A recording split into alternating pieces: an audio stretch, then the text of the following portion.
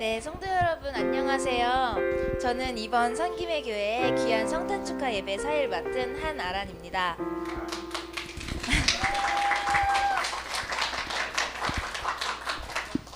네, 잘 들리시나요? 네, 하늘의 영광, 땅에는 평화, 이 말씀 모두 아시죠? 예수님께서 태어나셨을 때 천사들이 목자들에게 나타나 들려주었던 말이죠. 바로 예수님께서 태어나심으로 인해 하나님께는 영광이요 이 땅에는 모든 사람들에게 참된 평화가 임한다라는 뜻입니다. 오늘은 바로 그 평화의 왕이신 예수님께서 태어나신 것을 축하하는 기쁘고 즐거운 날입니다. 어느 누구도 스스로 자신을 구원할 수 있는 사람은 없으니까 죄 많은 사람들을 구원하시기 위해 가장 낮고 천한 곳에서 태어나셨던 2000년 전에 그 첫 번째 성탄절이 너무도 귀하고 또 소중한 날이라는 생각이 들어요. 이렇게 복된 날에 우리들의 축하의 마음을 모아서 여러 다양한 무대를 준비하였습니다. 본격적인 무대에 앞서서 먼저 김찬환 장로님의 기도로 성찬 축하 예배를 열도록 하겠습니다. 장로님 나와주세요.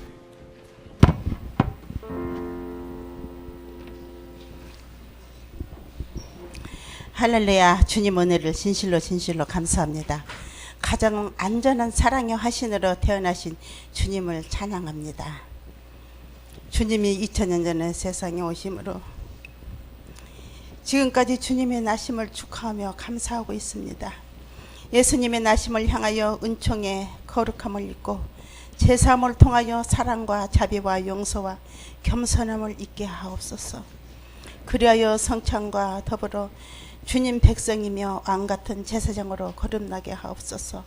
오늘 특별히 성찬을 통하여 아버지 우리 전 교우들이 마음을 합하고 뜻을 합하여 아버지께 마음껏 재롱 부리는 시간을 갖고자 합니다.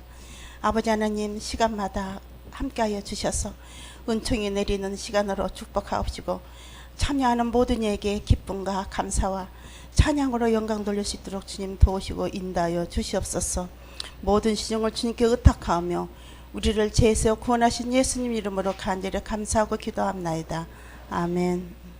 이렇게 정말 제가 이제 처음 해보는 사회에 목사님이 믿고 맡겨주셔서 정말 아직 미숙하지만 실수하더라도 네, 잘 봐주셨으면 감사하겠습니다. 네, 그렇다면 본격적인 축하 무대를 시작해 보겠습니다. 첫 번째 순서는 아주 깜찍한 무대가 준비되어 있는데요. 바로 귀여운 아동부 친구들의 리코더 합주 시간입니다. 고사리 같은 손으로 열심히 연습한 무대인 만큼 실수도 귀엽게 봐주시기 바라겠습니다. 자, 아동부 친구들 나와주세요. 박수로 맞아주세요.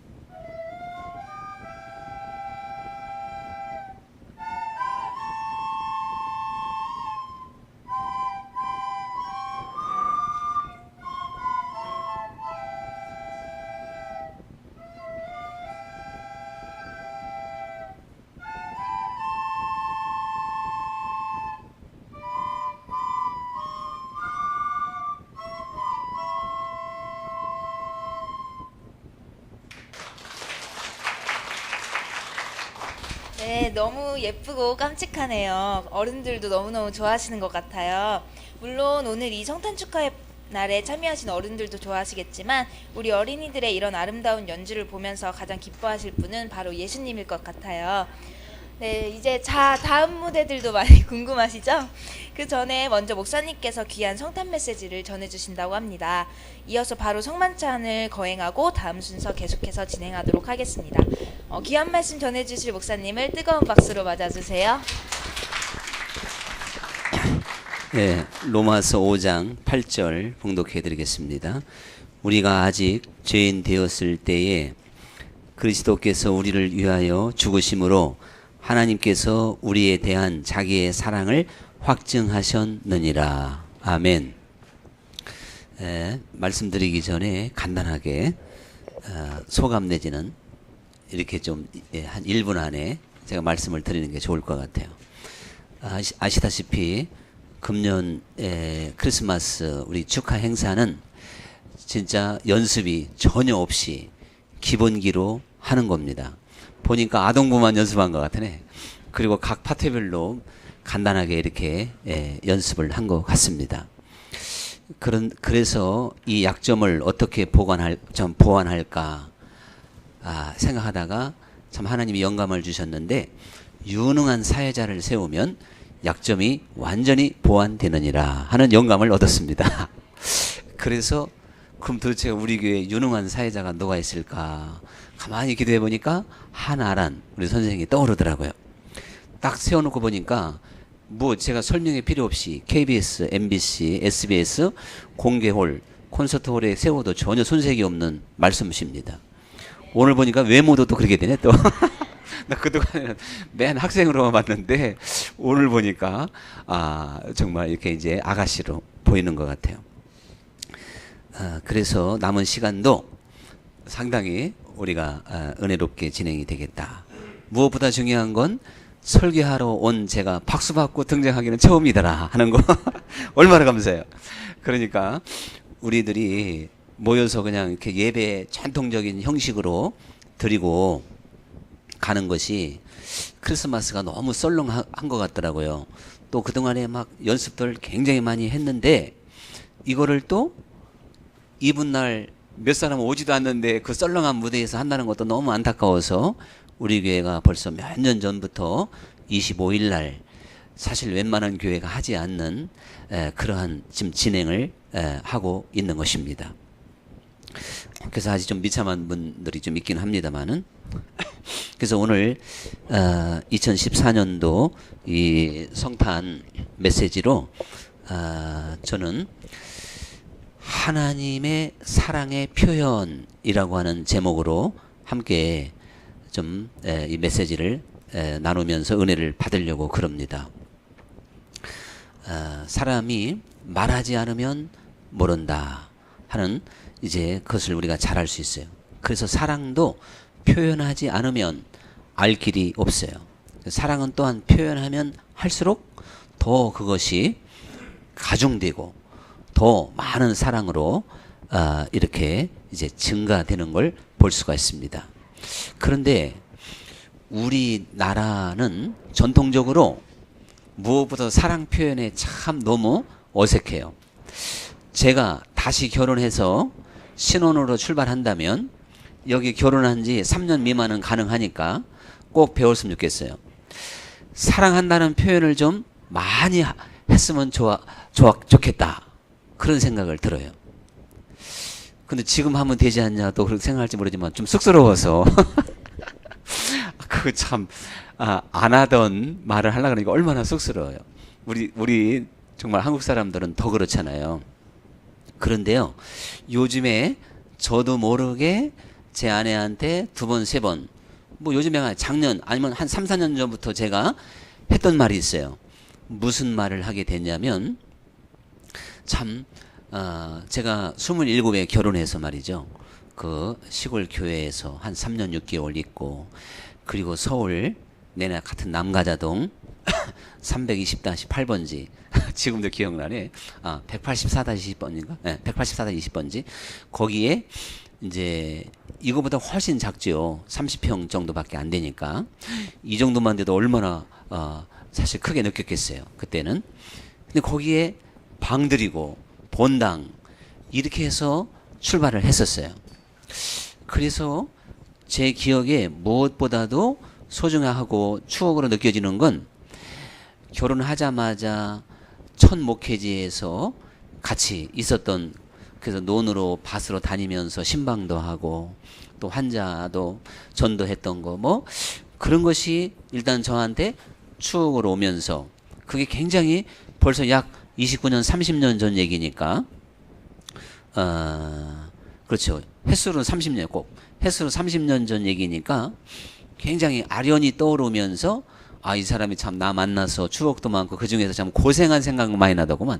고생을 많이 했구나.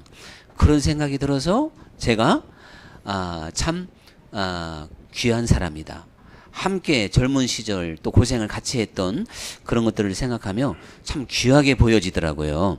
그래서 고생 많이 했다고, 앞으로는 뭐 좋은 일 많을 것이라고 한 3, 4년 전에 했는데 그 이후에 아직 별로 좋은 일이 있는지 없는지 모르지만 마음은 언제나 은혜로 충만하니까 가장 좋은 선물을 제가 했다고 저는 혼자 생각하고 있어요. 역시 아멘이 한 사람도 없지만서도 자, 그렇게 생각하고 있는데, 아니 겉으로는 번지르르 괜찮은데 마음고생이 엄청나게 심하면 그게 뭐가 중요하겠어요. 근데 좀 부족한 것이 있어도 마음에 사실 이렇게 평안함과 또 뭐 참 만족한 그러한 감사하는 삶을 제 아내가 살고 있더라니까요. 그렇다면 저는 보나마나 마찬가지고, 그래서 그런 면에서 이제 우리가 위안을 받기도 하지만, 제가요 20대, 30대, 40대 때 그런 표현을 쓴다고 하는 건 있을 수 없었어요. 뭐 말도 안 나와. 근데 50 중반을 넘어가면서 그 자연스럽게 그런 표현이 제가 나가더라니까요. 그러고 보니까 가만히 생각해 보면 내년쯤에는 사랑한다는 표현도 나갈 수 있을 것 같아요. 할렐루야. 저한테만 하라고 응원하지 말고 여러분도 그렇게 한번 해보시기 바랍니다. 네, 해보셔야 돼요. 부부지간이 아니라 자식에게도, 또 부모님에게도, 또 친구들에게 그거를 자꾸자꾸 이렇게 하면서 그게 이제 실제가 되고 더 풍성해지는 걸 우리는 꼭 기억해야 됩니다. 그래서 이제 그 미국의 캘리포니아 주에 한 젊은 남녀가 만났어요. 그래서 이제 그 여자 입장에서 남자를 보니까 정말 완벽한 사람이에요. 식물학자인데, 그래서 이 사람하고 결혼하면 내가 얼마나 행복할까 해서 결혼을 했는데 정말 완벽해요. 자기를 정말 너무 사랑해요. 그것이 보여요. 그런데 그 남편이 50이 넘도록 한 번도 자기를 사랑한다는 말을 안 한 거예요. 그러니까 정말 내 남편이 나를 사랑할까? 자꾸 마음에 그런 이제 갈등이 오면서 그 하는 걸 보면 사랑하고 뭐 의심할 건 없어. 그래서 그냥 무난한 가정 생활을 했어요. 무난하게. 근데 어느 날 이 남편이 동료들과 함께 그 생태계를 조사하기 위해서 어느 산에 들어가고, 그리고 동료들이 먼저 하산하고 자기는 뭔가 조금 더 연구할 게 있어서 3km를 더 들어가요. 산속으로. 그러다가 길을 잃고 헤매다가 그냥 떨어졌는데 정신을 차리고 보니까 자기 오른쪽 다리가 왼쪽 다리에 열십자로 이렇게 걸쳐 있더래요. 뼈가 부러진 거예요. 그러니 이거 혼자 이제 살아남기는 어렵죠. 그래서 사랑하는 아내와 자식들이 기다리는 곳에 가기 위해서 막 전심전력 막 기어가지고 12시간을 막 기었대요. 그런데 오히려 혼미한 가운데 방향을 잘못 찾고 엉뚱한 곳으로 이제 가게 되는 것이었어요. 그래서 구조대원들이 이 사람을 이제 구조하기 위해서 동원이 됐는데, 다른 사람들은 그 정상적인 길만 찾다가 없으니까 포기하고 돌아갔어요. 근데 이 사람은 적막한 그 산골짜기에서 점점 어둠이 깃드는 산에서 막 살려달라고 소리를 치는데 아무도 메아리만 들려와요. 그래도 어느 정도 시간이 지났을 때 한 번 더 힘있게 막 살려달라고 소리를 쳤어요. 그랬더니 저기에서 아들의 목소리가 들리는 거예요. 구조대원 다 내려갔는데 이 아들만큼은 아버지를 포기하지 않고 막 산속을 헤매다가 드디어 그 아버지의 목소리를 들은 거예요. 그러니까 막 반응하고 또 부르고 반응하고, 그래서 감격적으로 만났어요. 그래서 아들의 도움으로 또 같이 이제 구조대를 불러서 내려왔는데, 병실에 갔을 때 그 아내가 아주 근심 어린 얼굴로 이제 그 여자의 몸으로 산속을 헤매지를 못하고 막 급히 뛰어오르는 걸 보면서 이야기를 들려줬어요. 이제 이 남편이 내가 당신을 정말 사랑했는데 평생 내가 사랑한다는 말 한마디도 못한 것이 마음에 맺혀서 나는 이제 죽는구나 생각하면서 그런 생각이 들으니까요. 옆에 있는 돌을 들어서 그 땅, 저 흙이 있는 데다가 사랑하는 엘리자베스 사랑해요. 그렇게 자기가 기록을 했다는 거예요. 그래서 그 다음날 진짜 구조대원들과 가보니까 떨리는 손으로 엘리자베스 아내, 사랑하는 아내 엘리자베스 사랑해. 이렇게 다 기록이 되어져 있다는 사실이에요. 그걸 보고 이 참 아내가 세상에 이 남편이 좀 10년 전, 15년 전에 자기 사랑한다는 표현을 한 번만 써주지. 그러면 정말 우리의 그 관계가 얼마나 더 사랑이 풍성했을까 하는 아쉬움을 남기게 됐다는 것입니다. 하나 더 한번 얘기를 해보면요. 그 트럭을 평생 운전했던 짐이라고 하는 이제 트럭 기사가 있어요. 근데 이분도 자기 아내를 참 사랑했는데 역시 또 사랑한다는 말을 안 하는 거예요. 그러니까 아내가 당신은 도대체가 나를 더 사랑하냐? 트럭을 더 사랑하냐? 이렇게 종종 그걸로 싸우게 됐다는 거예요. 근데 이 트럭을 가지고 짐을 운반하면서 돈을 벌고 평생을 살았으니까 사실 트럭을 아끼겠지요. 근데 그 믿었던 트럭에 의해서 사고가 나요. 근데 그 사고가 너무 중대해서 자기가 생명이 이제 몇 시간 남지 않은 것을 직감하게 돼요. 그때 또 역시 자기 아내에게 편지를 써요. 여보, 내가 이 트럭을 몰고 다니면 악셀에다를 힘있게 밟으면 높은 산도 올라가고 그리고 평평한 들판을 신나게 달려보기도 하고 우리 가족에 필요한 돈도 벌어주고 그래서 나는 이 트럭을 아낀 것은 사실이지만 당신보다 더 사랑하고 아꼈던 적은 한 번도 없다. 그리고 내 몸도 식어가고 추운 날씨와 함께 점점 싸늘해져가는 이 트럭의 그 쇳덩어리의 냉기를 느끼면서 나는 죽어가는데 당신의 따뜻한 마음이 내게 전해져 오는 것 같구려. 그러면서 나는 당신을 정말 사랑한다고 하면서 1974년 12월 어느 겨울 하고 그 편지를 남겨놓고 남편이 죽었어요.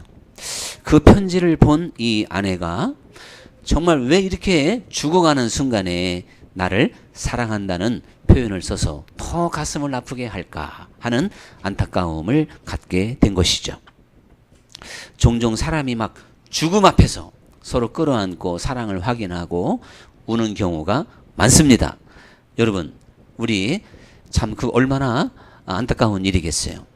그래서 우리는 사랑을 표현을 해야 되는데 하나님은 이것을 너무나도 잘 하신 겁니다.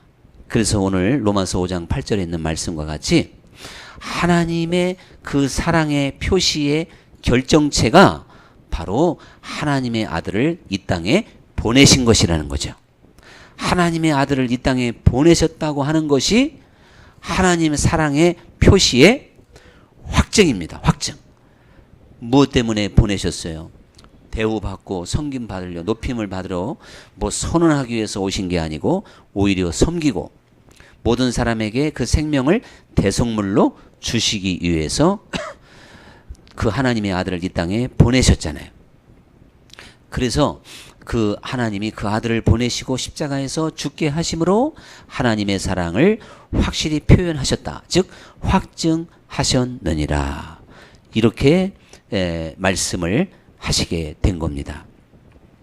그래서 오늘 2014년도 우리 성탄절을 맞이해서 우리는 무엇보다도 하나님의 사랑의 그 표시, 사랑의 그 사인을 확실히 다시 한번 깨닫고 돌아가는, 또한 그리고 성탄을 축하하는 우리 모두가 돼야 될 줄로 믿습니다. 우리 대한민국 부모님들은 자녀들을 군에 보내기 싫어하잖아요. 저도 군 생활 해봤지만 사실은 사회보다 더 안전한 데가 군이에요.